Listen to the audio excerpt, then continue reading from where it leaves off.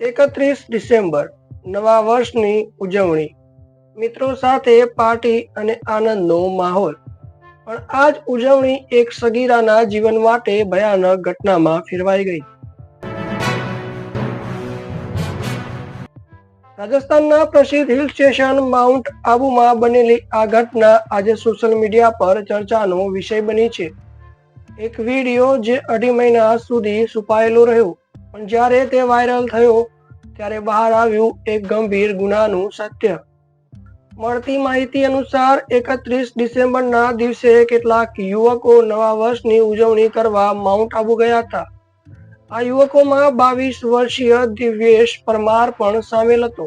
તે પોતાના મિત્રો સાથે એક પર્સનલ પાર્ટી માટે ગયો હતો. આ પાર્ટીમાં 2 સગીરાઓ પણ હાજર હતી. એક સગીરા આશરે 17 વર્ષની અને તેની મિત્ર આશરે 14 વર્ષની હોવાનું કહેવામાં આવી રહ્યું હતું. વાતમાં પાર્ટીનો માહોલ સામાન્ય હતો. મ્યુઝિક, ડાન્સ અને નવા વર્ષની ઉજવણી. પરંતુ થોડા સમય પછી પરિસ્થિતિ બદલાઈ ગઈ. આક્ષેપ મુજબ પાર્ટી દરમિયાન 17 વર્ષીય સગીરાને નશીલી વસ્તુ પીવડાવવામાં આવી. નશાની હાલતમાં તે શું થઈ રહ્યું છે તે સમજવામાં અસમર્થ બની ગઈ. આ દરમિયાન આરોપી દિવ્યેશ પરમારે તેની સાથે ગંભીર ગુનો કરવામાં આવ્યો હોવાનો આરોપ હતો. આ સમગ્ર ઘટનાનો વિડીયો પણ બનાવવામાં આવ્યો હોવાનો દાવો કરવામાં આવ્યો. સૌથી ચોંકાવનારી વાત એ છે કે આ વિડીયો બનાવનાર અન્ય કોઈ નહીં, પરંતુ ત્યાં હાજર 14 વર્ષીય સગીરા હોવાનું કહેવાઈ રહ્યું છે. ઘટના બન્યા પછી આ મામલો થોડા સમય સુધી બહાર આવ્યો નહોતો, પરંતુ લગભગ 2.5 મહિના પછી અચાનક આ વિડીયો સોશિયલ મીડિયા પર અપલોડ કરવામાં આવ્યો. વિડીયો અપલોડ થતાં જ તે ઝડપથી વાયરલ થઈ ગયો.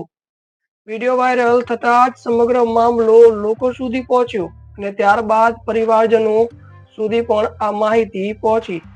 પરિવારજનો માટે આ ઘટના ખૂબ જ આઘાતજનક હતી. આ મામલો સામે આવતા જ પોલીસમાં ફરિયાદ નોંધાવવામાં આવી.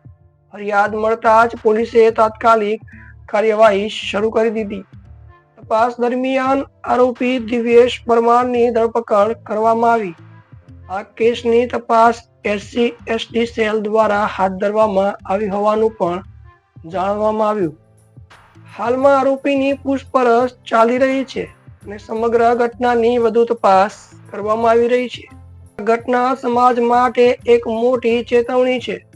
મિત્રતા, પાર્ટી અને સોશિયલ મીડિયા વચ્ચે ઘણી વખત યુવાનો જોખમમાં આવી શકે છે. ખાસ કરીને સગીરાઓની સુરક્ષા માટે માતા પિતાએ વધુ સજાગ રહેવું ખૂબ જરૂરી છે. બાળકો ક્યાં જાય છે, કોની સાથે રહે છે અને શું કરે છે તે બાબત પર ધ્યાન રાખવું આ સમયે જરૂર બની ગયું છે.